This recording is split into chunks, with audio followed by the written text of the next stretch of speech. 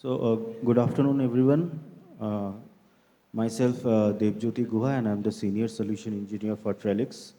So, I would like to start with this discussion. So, we have a very eminent panel here. Just before starting, 30 seconds of introduction might be. I'm MP Agrawal, Principal Secretary, Higher Education, Government of UP. Good afternoon, everyone. I'm Nishant Thakur. I'm Additional Secretary Education to the Government of Himachal Pradesh. Good afternoon, everyone. I am Professor Pravakar Rath, Pro Vice Chancellor, Mizoram University. Good afternoon, everyone. I am Rohit Mehta, State Project Advisor, Education Department, Government of Gujarat. Good afternoon, everyone. I am Mr. 𝐃𝐢𝐠𝐢𝐭𝐚𝐥, Chief Executive Officer, Aizawl Smart City Limited. Thank you, everyone. Thank you for the introduction. So, I would quickly like to start with Professor Pravakar Rath. He is the Vice Chancellor of Mizoram University. Sir, how Mizoram University has been contributing to the digital governments through research, innovation, and capacity building? Just if you like to throw some light on that how it has been done quickly, so that will be helpful for the entire audience. Well, thank you, our chairperson, for raising this type of questions, which is very relevant and very appropriate. One thing I would like to say that our Mizoram University, if you talk the Northeast as a whole, there are many universities, but our university is 22 years old, 25 years old. We are going for Silver Jubilee. And besides my brothers and sisters of Mizoram, I have completed 20 years in Mizoram. So I have seen what 2004 I came to Mizoram. So I see what type of growth and development that has taken place in Mizoram. The mobile service was first introduced in 2004. Then we went for dial-up mode, broadband, satellite, the copper, then now optical fiber. Well, we are talking about digital divide, eliminating the gap. We are talking about connectivity, access, and as far as the computer science, information technology, education, training, capacity building, research concerned, as far as Mizoram is concerned, we have one university. We have a very effective school of engineering and technology. It's more than 15 to 17 years old. And we have BTech, MTech, PhD programs, and lots of projects. School of Engineering and Technology is known for projects, research projects, whether it is machine learning or artificial intelligence or Internet of Things. Now we are talking about, machine learning and natural processing language, many areas. So it's not only Mizoram University alone, because I am from Mizoram University, there is NIT. Now in Northeast or all over India, every state has NIT. NIT is one of the most, quality and R&D organization engaged in computer science, information technology, education, training, capacity building, and PhD.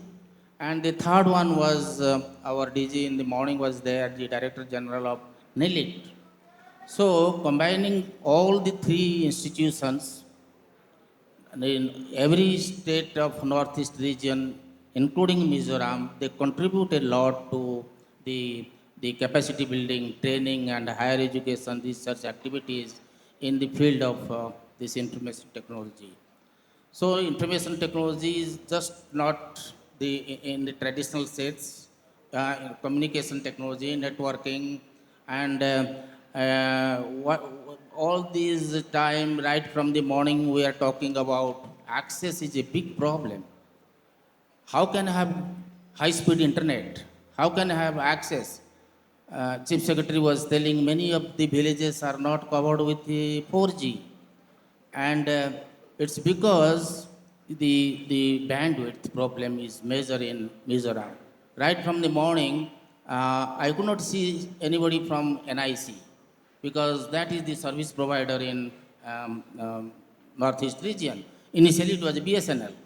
So, I asked my own system administrator that what is the how much GB we are using in university as a central university, and we have NKN connectivity, National Knowledge Network. So we have 1 GB. It's more than enough. Around 5,000 people, including students in our campus, Wi-Fi, everything is fine. And the government of Mizoram, all ministries putting together is 1 GB. And the rest is 8 GB, total 10 GB. Then you are the experts, you are the technocrats, and many villages do not have this, what you call towers.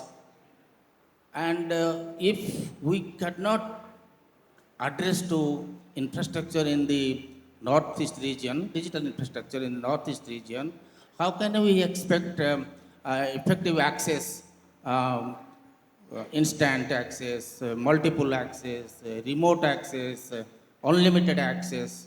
That is what is today. And that is why, as I said, there is no doubt we cannot compare with the plain areas of northeast, cannot be compared with plain areas.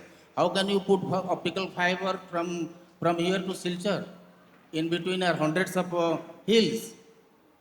That's also a major problem. And it is as a barrier, you can say, to how we can address to high-speed bandwidth, internet bandwidth.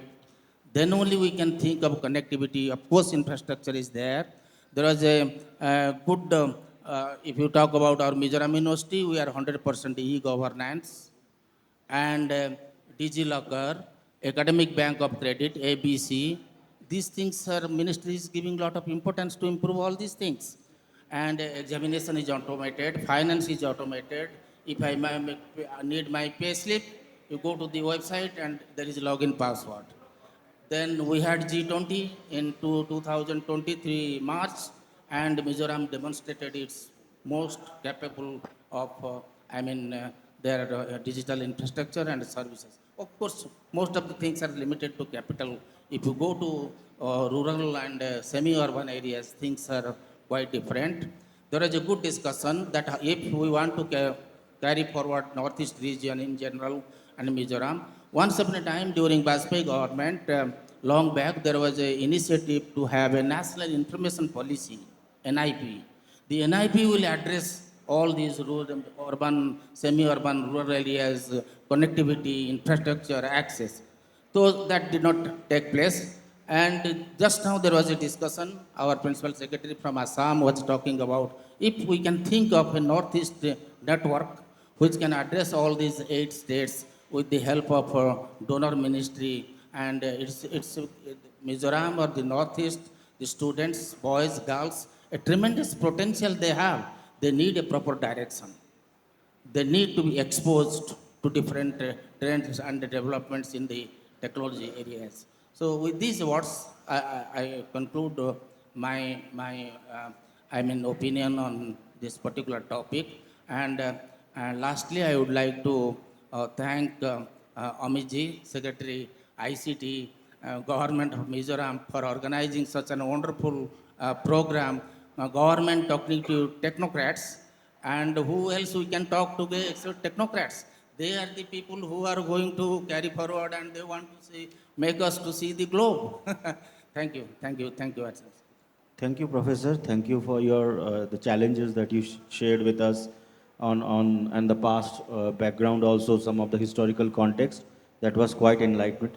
And now I want to move to Mr.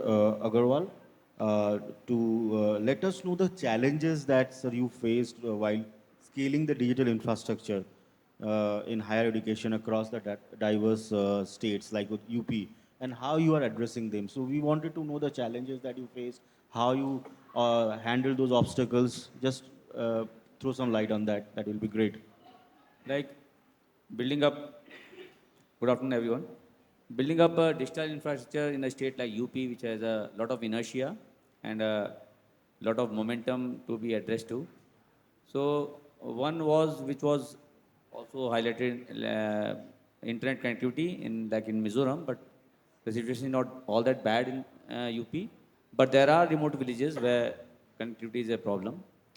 Second was the digital literacy, like being a Bimaru state, like Mr. Amit Sharma was saying, now you are going to declare Mizoram as a literate state, and we in UP are lagging way behind, but we are catching up definitely. So digital literacy is also an important challenge, building our digital infrastructure.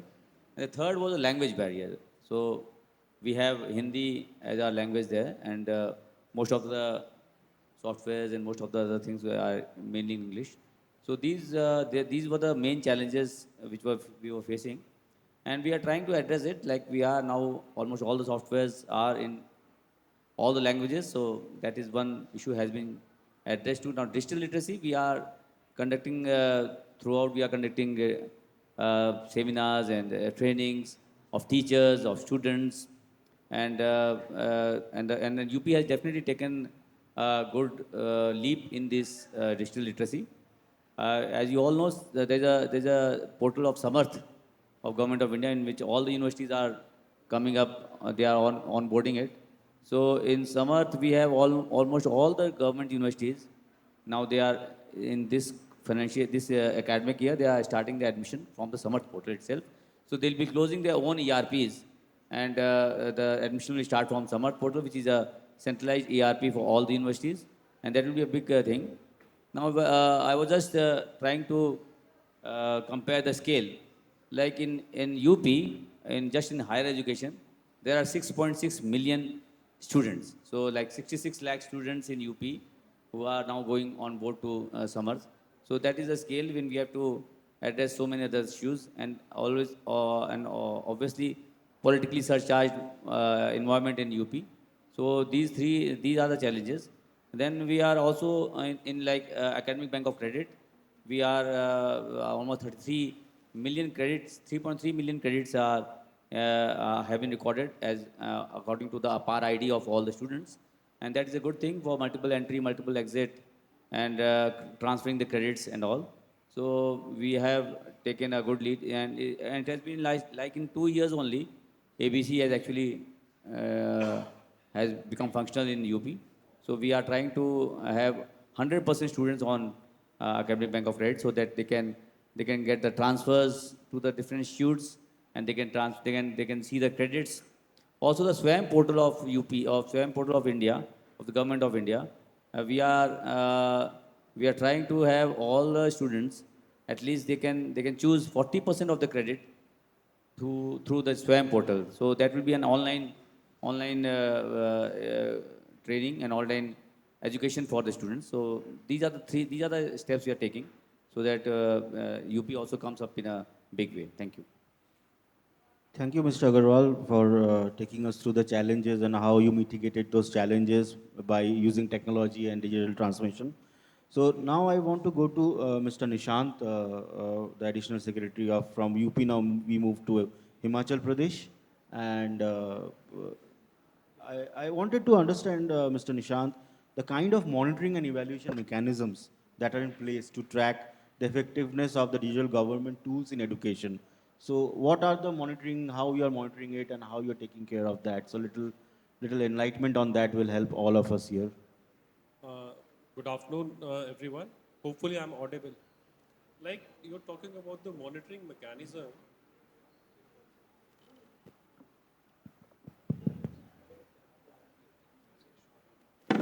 Hopefully I'm audible now.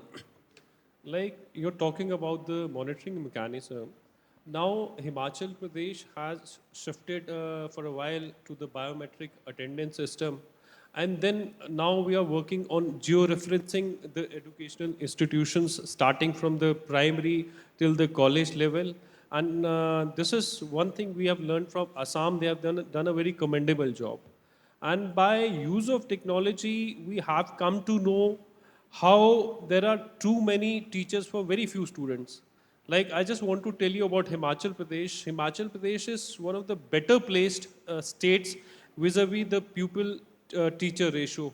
It is 1:12. That means we have one teacher over 12 students.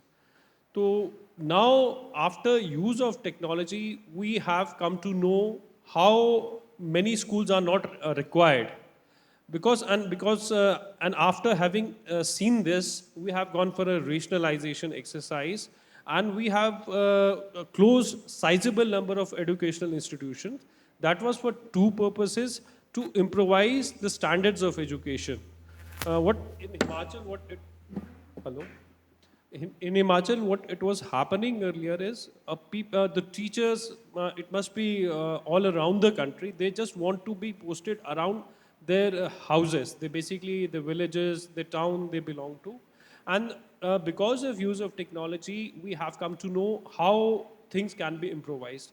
And further, technology is not just to control, we have just used technology to disseminate also. Disseminate in the sense, like we don't have teachers at all places. I'm not just talking about the primary or the secondary education, even the higher education. So we are using technology where we don't have students. Now, like servers also training, we have already adopted the national education policy, but then there are drawbacks to that because we don't have that kind of faculty, and our total fertility rate is coming down. It's just 1.4, which is well below the total fertility rate for the country as a whole, 2.1. So basically, what we are facing is a reducing population.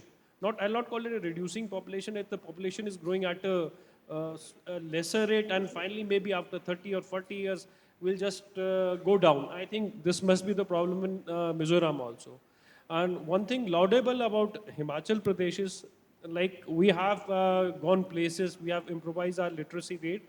When I was even preparing for civil services and all, I remember Mizoram was almost, I think, among the 3 top smaller states in literacy rate. So we have improvised on that count.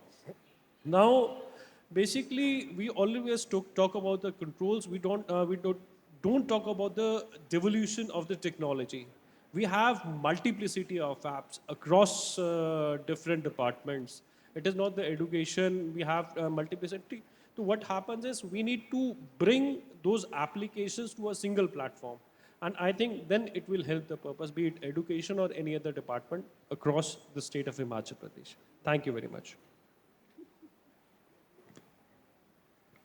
Thank you, Mr. Nishant, for throwing some light. And we know that education is the future and it drives the next generation. So it is very important for us to understand that how it is being dealt with the new gen technologies and digital transformation. So that is the future of the country.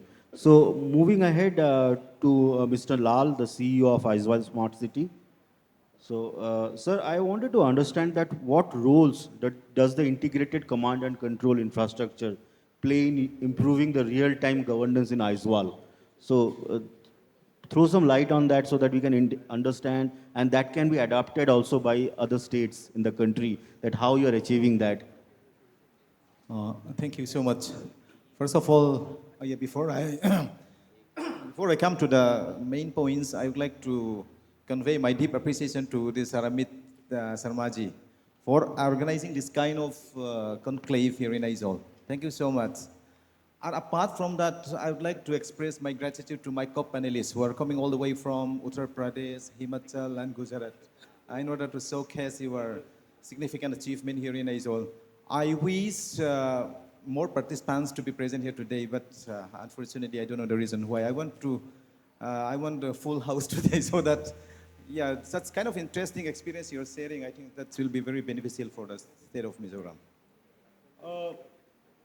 As a CEO of Aizawl Smart City, we did a lot of things. Let me start my points. We did a lot of things. And the number one is regarding the surveillance of the city.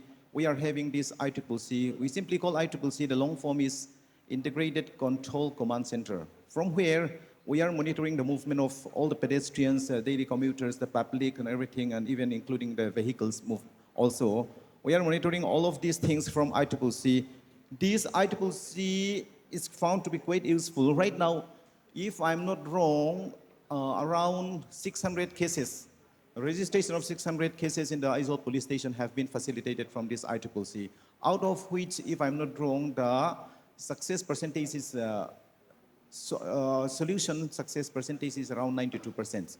For example, like the recovery of theft vehicles and the criminals, arrest of criminals, etc. And number two is, okay, let me be brief. Number two is smart water kiosks. We simply call it water ATM. These have been installed in 24 locations, through which the public can have an access to clean, cold drinking water. You see, the rate is very low. This can be accessed to exchange of coins. By simply inserting the coins in that water ATM, then we can get clean water. The rate is ₹1 for half liters and ₹2 for 1 liters. And the rate is also quite low. I think this is, I think we did very well in this regard also. Then number three is tourist guidance kayaks. For the visitor from outside the state, we are installing tourist guidance kayaks in collaboration with tourism department that have already been installed in five prominent hotels. And I think this also quite found to be very useful. So far as my knowledge is concerned, we have seen around almost 600 visitors. And we are also installing environmental sensor devices in 4 locations. Apart from that, for the monitoring of this garbage truck fleet, we are installing GPS in 140 devices. And we are also looking after this biomedical waste treatment plant.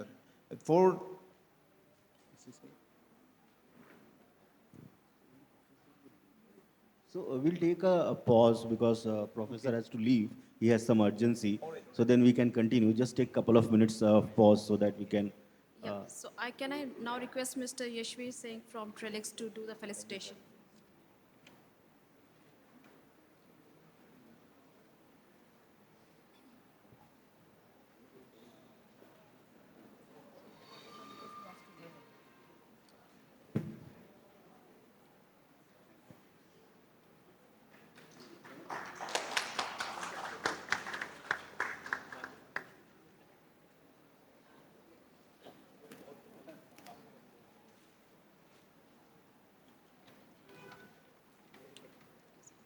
Thank you, sir. Thank you for your insights. So, Mr. Lal, yes. May I continue? Yeah, please continue. Okay, the list is very long. I'll not say, yeah, all of them. Since we are also looking after common biomedical waste treatment plant, it is also managed through installation of software. Then apart from this, we are also installing 15 free Wi-Fi, which is accessible to the public, by the public at free of cost. But the limit is 500 MB. I think this is also replicable in other cities. And apart from that, we are also installing 4 digital display boards through which we can display any public information and advertisement. But this digital display board has been leased out to some private firm. So, sir, just to pause you, sir, can you call out 3 challenges that you faced when you actually did this entire setup? What were the initial challenges that you were seeing? The number one challenges which we are facing is space constraint. Since, for a hilly region, it's very difficult to install any new structure, especially in a residential area. I think that is the biggest challenge we face. And yes, another challenge is, you see, sometimes to convince the local people. Convince the local people in the place where we are trying to install some digital tools. Yeah, that's 2 of the biggest challenges we have faced. And can I add more? Yeah, please. It may be too long. Yes, we are also installing these LED street lights for the public in various locations. 3,965 LED are installed in various locations. These LED lights are also controlled from, we simply call it CCMS. This is Centralized Control Monitoring System. From 54 CCMS, we are controlling more than 3,000, almost 4,000 LED lights. This also, I think, we are leveraging the digital tool for urban services. For example, like since in Mizoram, the sunlight time in the winter and the summer is quite different. That's why we need to set a time when the light will be switched on and when the light will be switched off. That is different in summer and winter. One more thing which I like to highlight is for the education sector, we are also distributing interactive smart boards to colleges, schools, and even in lower classes also. We are giving 225 smart board to different educational institutions. It is found to be quite useful, and we are also receiving a very good feedback. Then one more point which I'd like to add is we are also giving 5G ambulance, which is equipped with the state-of-the-art technology. The state-of-the-art technology to 8 different hospitals, so that we can attend the serious patients depending upon the needs. Then one more One point. last point, sir. Okay, one more points. I have so many things. We are also digitalizing this library. We simply call it state library, so that, but we need to be a members of that library in order to get access to that books. We have already scanned 250 books so that you can read that book from your mobile phone without going to the state library. Okay, thank you so much. I have so much. Yeah. So that's all great initiatives that we heard, and that is how we all can adapt to these modernizations that has been done. So moving to Mr. Rohit K. Mehta to Gujarat. So, sir, how do you ensure that the efficiency of such a large system that you have developed in Gujarat, the integrated digital infrastructure, how that particular efficiency is utilized of the technology? So utilization of that integrated system that has been developed, so how you're maintaining that, how it's being delivered to the students, the engineers, or the researchers? So just please, can you throw some light on that? I would like to show you a small presentation. Can you please put up the presentation?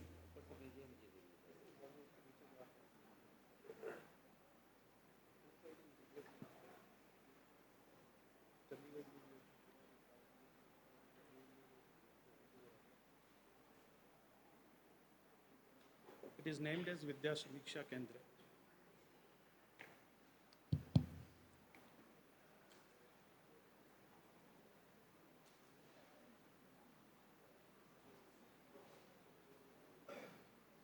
So before we get into a presentation, by the time they search it, I have a small question for everyone.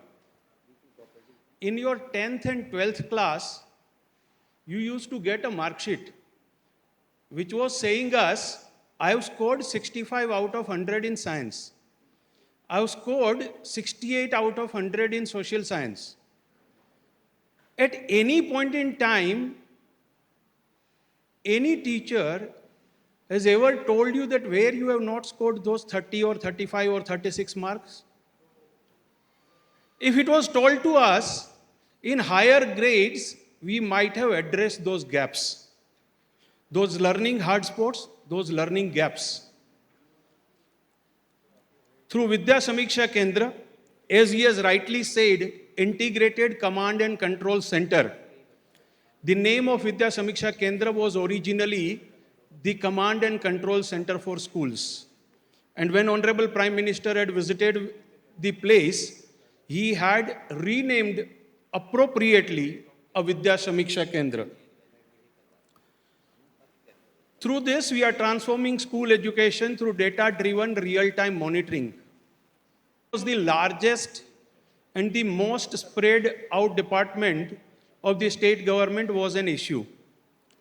In any state, generally the education department has more than 50% of the state employees. Rest of the departments has about 50% employees.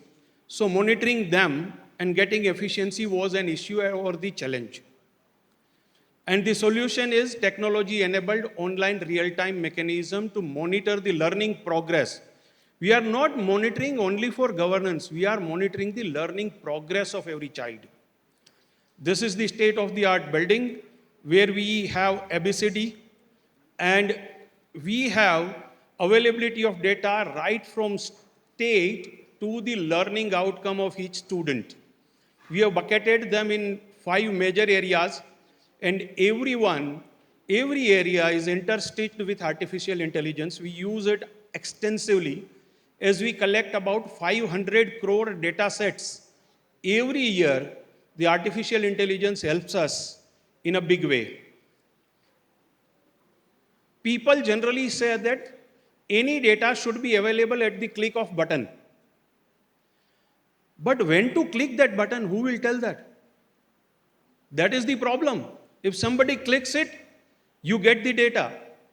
But if somebody never clicks it, you will never come to know what is happening. So we have moved from data extraction to data emission. So data automatically reaches to the concerned stakeholder through various applications, and they are bound to take actions on that. It helps in the data-driven decision making. We have now introduced the Vidya Samiksha Kendra 2.0 futuristic initiative, where we have decentralized and created a data lake. From that data lake, districts and blocks can take their own data. These are various initiatives. Attendance, over a period of 4 years, we have improved 36% attendance of the students who have attendance of 80% or more. And we have linked that to benefits of various schemes. About 18 lakh students became more regular, about 10% teachers became more regular. We have taken the data-driven approach for the enrollment, so no student is left behind or not using the school facilities. Once child is coming to school, the assessment is the major tool to know that where the child is. And this is the report card about which I have spoken initially. It has 2 parts. It is not visible, but first says the achievements and the second part says the remediation requirement. Teachers generally anecdotally knows my child is weak in mathematics, but where exactly, which learning outcome? And this has helped us in even changing the mindset of the teachers from this can't be done to this is doable. And they are producing wonders. We have also integrated the health data and attendance in that. We have formed our own education company called Gujarat Education Technologies Limited, and we are providing world-class e-content through 𝐃𝐢𝐠𝐢𝐭𝐚𝐥 application for all grades, free of cost to the entire state. In Microsoft Teams, we are the world's largest consumer for the online classes. The way you have accreditation in colleges, we had started accreditation in the schools also. We have completed 4 cycles. And we provide them the grades, and there are certain benefits linked to these grades. We also provide the school report card, so they use this in school development plan. And in administration, we have issued multiple applications. One simple thing, today morning also I was sharing with someone, we came to know from online attendance that there were 196 teachers who were constantly absent for a year. When we sent a message to the DEOs, they have verified and they came to know that all these people are on leave without pay. So there is no financial loss to the state. But the children are deprived of education. They are living abroad.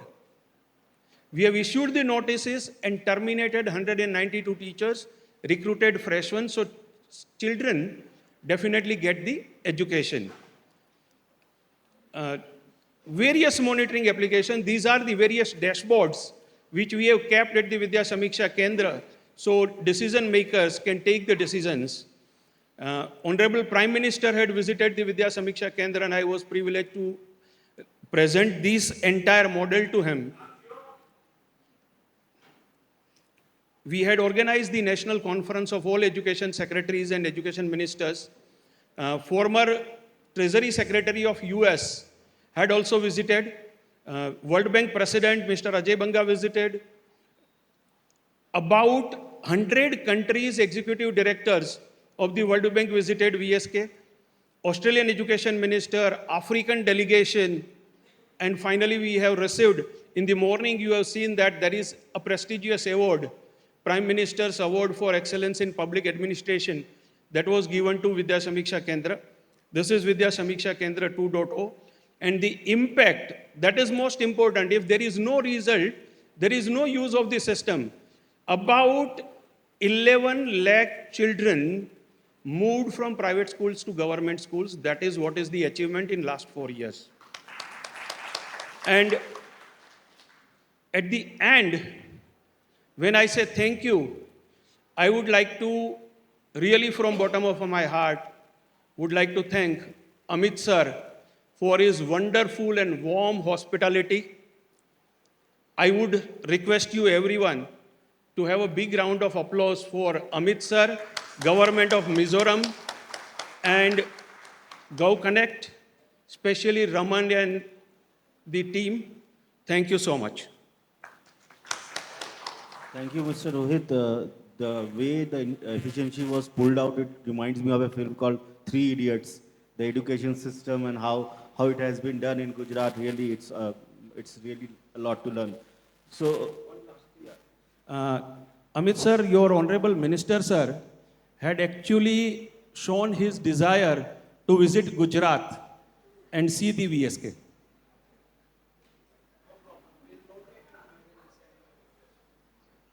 So just to now conclude quickly, just 30 seconds of takeaway from each respected panelist. So just to end this session. It was definitely a very great experience coming to Mizoram, and the organizers are really, they need applause for the beautiful organization, and we thank them all. Thank you.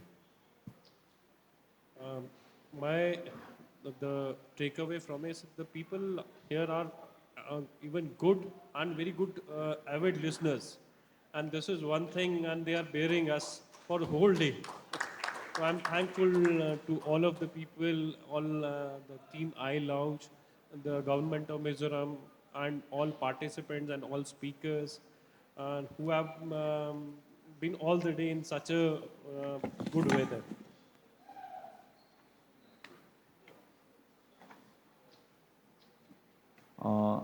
Yeah, since I have already mentioned most of the achievement of Aizawl Smart City, this time I'd like just to, just for the conclusion, I'd like to congratulate and I'd like to convey my deep appreciation again to the team of the organizer.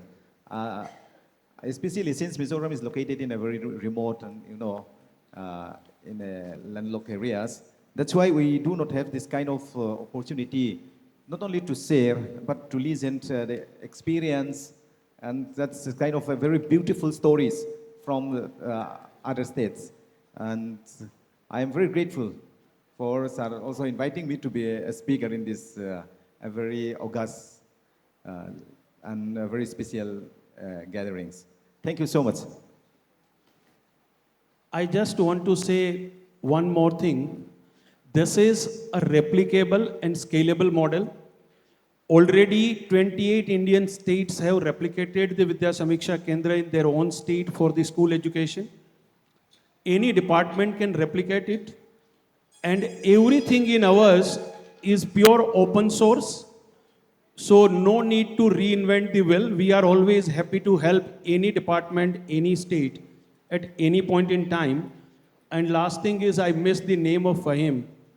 So thank you so much.